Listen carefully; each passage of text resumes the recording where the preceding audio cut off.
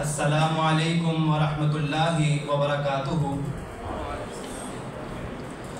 الحمدللہ وکفا وسلام علی عبادہ الذین اصطفیٰ، اما بعد، اعوذ باللہ من الشیطان الرجیم، بسم اللہ الرحمن الرحیم۔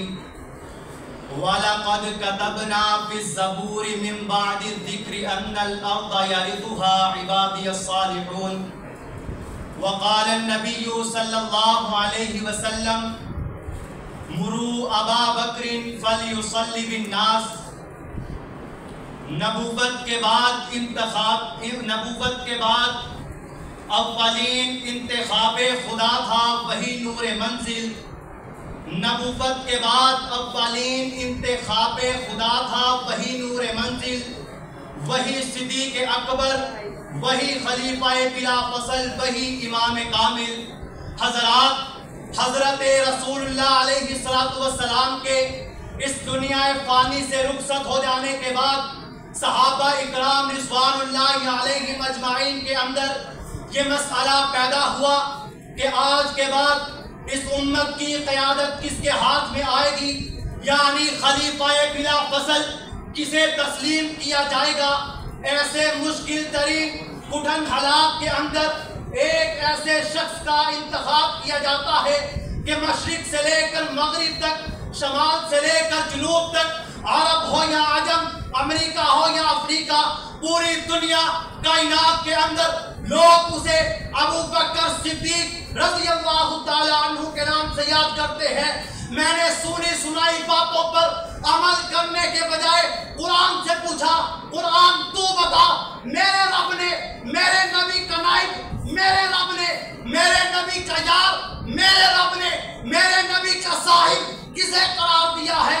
قرآن ثانی اثنین اذ ہما فی الغار اذ یقول لصاحبی لا تحزن ان اللہ معنا کہتے ہوئے صدیق اکبر کی گواہیاں دیتا نظر آتا ہے۔ میں نے رب کے قرآن کے بعد آقا کے فرمان کو دیکھا، میں نے کہا پتا تو چلے خلیفہ بلا فصل کون ہے۔ میرے آقا نے کوئی نشانی تو بتائی ہوگی، میرے آقا نے کوئی صفت تو بتائی ہوگی، میرے آقا نے کوئی ذمہ داری تو لگائی ہوگی۔ مجھے حدیث کے اندر سب سے پہلے وہ صحیح بخاری کا واقعہ نظر آتا ہے۔ حضرت رسول اللہ نے ایک عورت سے کہا تھا چلی جاؤ پھر آ جانا، اللہ کے رسول میں آ جاؤں آپ نہ ملے، کہا اگر میں نہ ملوں میرے یار ابو بکر سے مل لینا، اگر میں نہ ملوں میرے یار صدیق اکبر سے مل لینا۔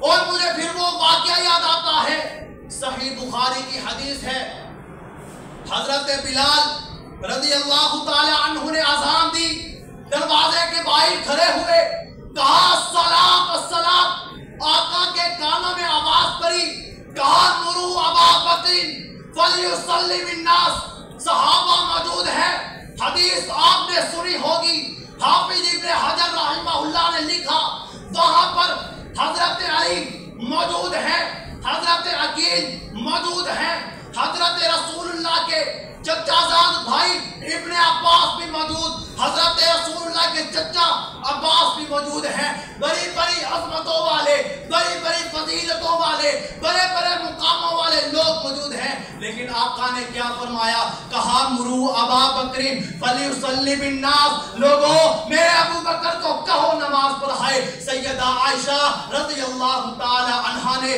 3 مرتبہ کہا آقا میرے بابا کی ذمہ داری نہ لگائیے، آقا یہی کہتے رہے مروا ابا بکر فلیصلی بالناس۔ پھر کہا وَيَعْبَ اللَّهُ وَالْمُؤْمِنُونَ إِلَّا أَبَا بَكْرَ، عائشہ فرش والا بھی نہیں مانتا، عرش والا بھی نہیں مانتا۔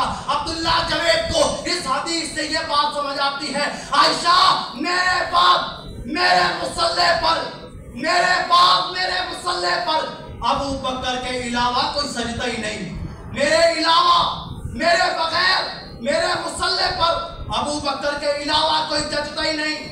اگر تم اہل بیت کے ماننے والے ہو اور صدیق اکبر کو خلیفہ بلا فصل نہیں مانتے تو سن لو، اپنے ہمت میں ڈوب کر باجا، سراغ زندگی میرا نہیں بننا تو نہ بن، اپنا تو بن۔